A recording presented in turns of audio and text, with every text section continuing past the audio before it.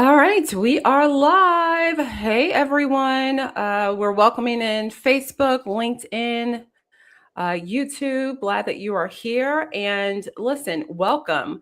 We are glad that you're with us for another speaker spotlight for the Church Lawn Leadership Summit. We're continuing to count down to our 19th annual Church Lawn Leadership Summit. I don't even know how that's happened, that we're at year 19, but so glad that today we are introducing Gina Rock. You may know her. She is a training and client development lead with HR Ministry Solutions. They are one of our valued summit sponsors, and I feel like they have been such the ideal connection and complement to what we provide to church leaders at the summit. So we all know that ministry is about people, right? And people are often both our greatest blessings, but they also can present certain challenges, right? Human nature. Whether you're hiring your first employee or you're onboarding a new staff member, or you find yourself like a church that I spoke with yesterday, needing to update your policies. Sometimes you could be navigating difficult personnel issues or simply trying to build a healthy team culture. Having sound HR practices is essential, really, for every church. And we actually asked you all, we did a little bit of a poll around the kinds of issues that you think churches really need to hear about. And you told us over and over again, HR. So that's why Gina is going to be leading one of our breakout sessions. It's called Building Healthy Ministry Teams, HR Essentials for Churches. During the session, she'll share practical strategies that church leaders can use to strengthen hiring and onboarding and staff care and overall team health. So, Gina, thank you so much for joining us today. Yeah, Eureka, thank you so much for having me. I'm excited to join you today and very excited to be participating in the summit. We are really thrilled for HR Ministry Solutions to be a part of it. We've heard so many great things about the work that you do, but for those who may be learning, maybe meeting you, maybe even for the first time, tell us a little bit about HR Ministry Solutions and the work that you do to support churches. Yeah, absolutely. We are a faith-based 501c3 ourselves, so a ministry just like the churches and organizations that we serve. And our mission is truly to simplify ministry HR. And that sounds like an oxymoron because ministry HR can be complex. But we use education, support, and services. So we work with churches of all shapes and sizes, whether they have one employee or 300 plus employees across the spectrum of denominations. And really, churches reach out to us either proactively or maybe reactively. We prefer the proactive approach, right? Either they want to update their staff handbook, make sure they're compliant and within best practice, or they want to stay on top of federal or state-specific labor laws, make sure they're classifying their employees properly and paying them fairly. Or there's the reactive way that they come to us. Maybe they have a behavioral issue and they need help navigating, or they recognize they haven't properly documented staff lifestyle expectations for their staff, or maybe they have a challenging termination conversation coming up. And so all of those are HR issues, and we regularly guide our clients through those types of things. I love that so much because you've talked about the gamut of churches that you get to serve, right? You mentioned whether there's a single employee or whether there's 300 plus, right? But you're also in an industry, much like me on the legal side, where laws and regulations and rules change all the time. so, so it's not like a set it and forget it kind of thing when it comes to HR, right? Absolutely. Yeah. So that's one of the reasons why we're so excited to have HR Ministry Solutions as a summit sponsor, because our organizations really share this common mission. We are both passionate about equipping churches with practical resources that help them build healthy, thriving ministries, right? Because that's really the point. So from your perspective, Gina, what would you say that the partnership between legal guidance and sound HR practices, why do you see that as so important, especially today? Yeah, I love it. We love linking arms with like-minded organizations like you, where we can resource the church to make way for them to do ministry, but with compliance and Yeah. care. I mentioned education is a big part of our mission, and truly we want to equip church leaders to navigate some pretty complex and, like you said, ever-changing areas. And so when I think about the profile of the senior leaders of the church, the head pastors, executive pastors, administrative leaders, it's very unlikely they went to law school.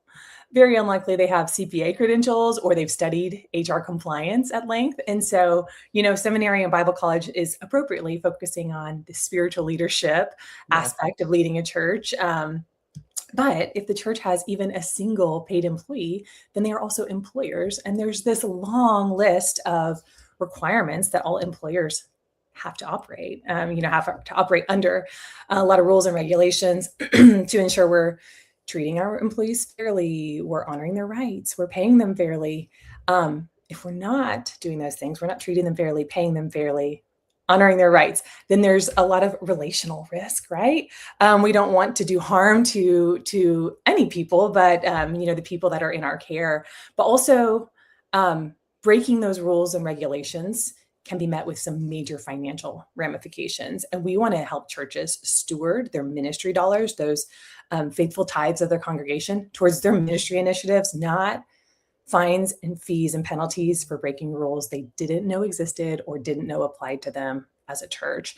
And so a lot of HR issues can escalate and they become legal issues or require legal guidance from a church knowledgeable legal team, like harassment claims or labor law disputes, any area where the ministerial exception may apply. We are quick to refer our clients to their attorney or their legal team in a lot of areas that require it. And it's not just compliance for compliance sake, because we are, as church leaders, we're stewards of God's church and his workers. So we want to make sure we're navigating all these areas. Again, compliance and care, you'll hear our team use those words together often. Yeah, it's so funny, Gina. This has been my motto for many years now. I'm grateful that I've been able to serve churches for over 25 years. And I always say the 3 C's. Competence, right? Yeah. Because first of all, we actually need to know our subject matter. I'm grateful to be a subject matter expert in the area of church law. So competence, right? You want to make sure that you're going to someone who knows what they're doing. Character, right? You want to be able to honor that we do the things that we say, that we operate in a sense of integrity, and compassion. We understand, we're in there with you. I'm a person of faith. I'm there with you. I walk this world. I am myself, someone who volunteers at church and all those kinds of things. So it's really being able to not only serve these churches and organizations and leaders, but we're right there with you. We understand. Absolutely. And so speaking of volunteers, some churches, they may say, well, we don't have a ton of paid staff. But every church we know operates with a lot of volunteers. So when church leaders hear the term HR, many immediately think a lot of paperwork. But HR, as we've been talking about, is really about people. So why is healthy HR so critical to building a thriving ministry team? Yeah. We joke, like, being called to the HR office kind of feels like being called to the principal's office in middle True. school, right? It doesn't have to be that way, but that's, sometimes the trope. Really, there's three kind of pillars of HR that can impact your organization. So compliance, like we just talked about, and like I know your work is heavy in. Best practice, so following standards and norms, and then culture. We have a saying that HR is the backbone to a healthy church culture. And culture is really the felt experience by your employees and even your volunteers as well. Do they have clear understanding of what's expected of them? That's policy and job descriptions. Are they being cared for? That's compensation and benefits and time off. Are they being developed and discipled? That's one-on-one meetings with their supervisor, clear set goals, celebration, correction at times. Yes. All of those are HR elements. And so when we fumble them or we don't do them well, it's having a negative cultural impact. Employees felt experience becomes a negative one, and your staff or even your volunteers can become unmotivated, or we'll see turnover rates increase, and we're not able to accomplish our mission, our organizational mission, which is probably something like share the gospel with our community and develop disciples. And that's important to stay on mission. And part of that mission of sharing the gospel with our community starts with providing healthy culture where our staff really truly feel like our most valued resources. I love that so much. Like you said, people, right? This very people centric. Yes, there are regulations. Yes, there are compliance, but it's very people centric. In Mhm. fact, folks may not know this, but I just want to share a little bit about the theme and where your session fits in Mhm. for this year's summit. So Mhm. the theme for this year is "The Time Is Now: Building Resilient Churches for a Shifting World." I mean, we're in a time of so much change. And whether we're talking AI or bunches of other things, Mhm. right? The world is very different and it's continuing to shift. And we want churches to feel prepared for that. Yeah. So this is our first year. I don't even know if you know this, Gina. This is the first year we're having a 2-year event. People have asked for this from the very beginning, from year one. Yeah. And God's just graced us to be able to provide it this year. So I'm really excited that we are able to hear the voice of the people and provide a 2-year event today, for this year, I should say. And so we're kicking off on day one. We have a speakers, Frank and Elaine Somerville, and they're going to be talking about legal. Mhm. Frank is an attorney and Elaine is an accountant. So legal and tax issues, the top church legal and tax issues for today. And then we have breakout sessions, which is where you're going to be. Your breakout session is on day one, and it is called Building Healthy Ministry Teams, HR Essentials for Churches. So I'd like to ask you, what are some of the most common people related challenges that you see churches facing today, and how can strong HR practices really help? Yeah, absolutely. There are a lot of people challenges that churches face, but this one's kind of top of mind lately, and that's that ministry managers are often poorly or ill-equipped. Uh, they lead the worship team, and they're so talented and gifted in that area, but no one's ever taught them how to develop and disciple their direct reports, or maybe they're just doing their best to handle disputes or complaints, but they've not been trained on the proper avenues on how to document those issues or escalate those issues when necessary to an HR office or even, legal guidance. Or maybe they don't even know the long list of questions that you legally cannot ask during an interview or during potential promotion type conversations because they can be considered discriminatory. Having solid HR foundation first, and then training your employees on it, especially those that are in any type of supervisory or leadership role, it's so important, and we can avoid a lot of those people issues just by having that solid foundation and then making sure we're implementing it, we're training it. It's becoming, it's a living document, like your policies, your handbook. Those are living documents that we're actually putting in front of our staff, and we're prioritizing them.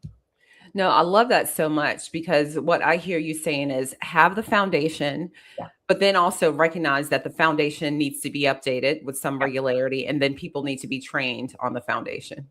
Yeah. 100%. Mhm. Yeah, no, that's really good. So without giving away your entire breakout session, can Mhm. you share maybe one practical HR tip Yeah. that every church could stand Sure. to hear, regardless of size, and maybe something that they can really take away and start Yeah. implementing?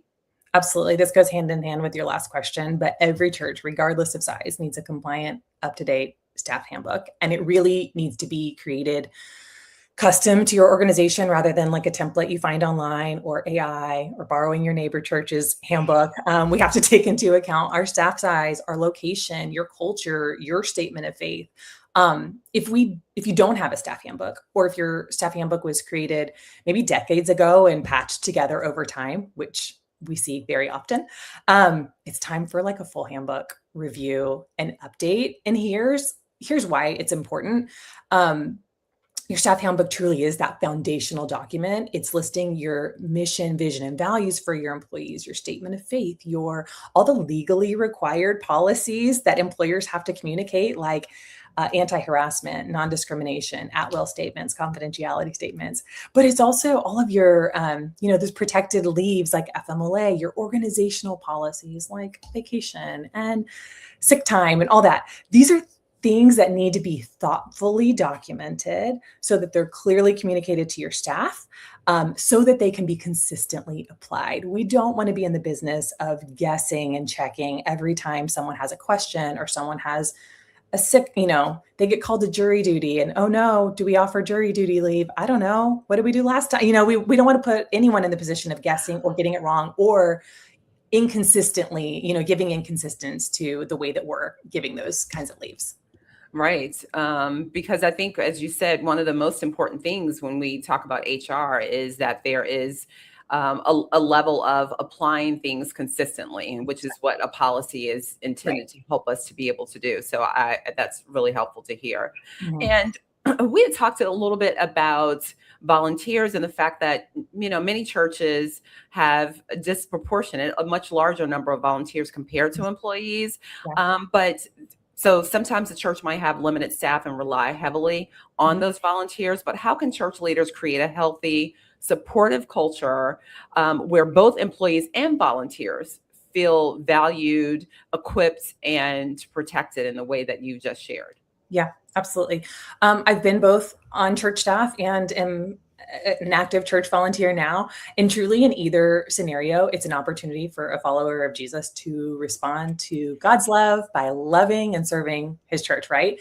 But burnout is so prevalent in church spaces. I know that's not a surprise to anybody watching today. I know it's not a surprise to you. But when churches can use up that time and talent at a rate that's just unsustainable, and it can lead to unhealth or a jaded view of that initial calling. So one of the best ways we can safeguard against burnout is by documenting expectations, having a leader to like check in on the well-being of the employee or staff or volunteer, and then having a rhythm of rest. So for an employee, that looks like having a solid job description where expectations are listed, having a manager who meets with them regularly, kind of checking in on like the whole person, not just how are you doing your job, but how are you doing? And then having appropriate time off benefits so that they're not always on. And for a volunteer, it looks really similar, just a little less formalized. They hopefully have, less formal list of duties so they know what's expected of them. They have a leader, maybe a staff person, or maybe just a lead volunteer who's investing in them relationally, and then making sure that they're taking time to rest. If they are at your church every time the lights are on, I know we have some of those all-star volunteers, but we need to be so cautious that just because they're willing and able doesn't mean it's the best thing for them to always be plugging in, making sure they're giving their best yes, and making sure they're taking appropriate rest. That's so excellent. I think about one of the things I appreciate about my church is they want you to obviously serve and plug into the area that is consistent with your gifting, your calling. And also, they say if it's not really working, or if at some point you feel it's more than you can take on, it's okay to step away. And Right. to hear that from your church, to hear Mhm. that from a leader, I think is so powerful. So I really appreciate what you shared in that way. Yeah. If there are any questions that people want to toss in the chat, we'll try to address those. But also, I know that you've got a full schedule today, and we're going to wrap up shortly. So I'll just ask this final question. Who should make it a priority to attend your breakout session? I love that we've been able to give people a little bit of a snippet into HR Ministry Solutions, who you serve, and some of the highlights that you've outlined. But what do you hope that attendees will walk away with after spending some time in your breakout session? Yeah, absolutely. If HR is in your title or your job description, like you have ownership or just oversight of the HR function, we would love for you to join us. If nobody at your church has ownership of oversight of HR, we'd love for you to join us too. I know even just what I shared today is a lot and it can feel overwhelming. It's like a pretty large scope that HR kind of touches on.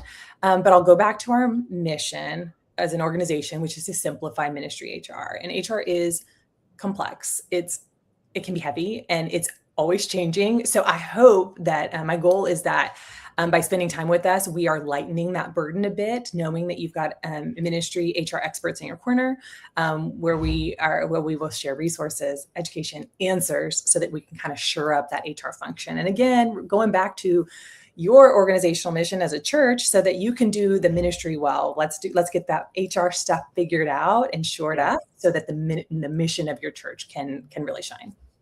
And sorry, I sound a little pastoral when I say we're getting ready to close, and then I have another question. So hopefully that's understandable. But it really made me want to ask you, like, why do you, Gina, do this work? Because I can see the passion, I can hear the passion. Obviously, you all are known for this, but what drives you to serve churches in this way? Yeah, absolutely. I've been on staff at a few different churches, and my husband has been on staff at a few different churches himself.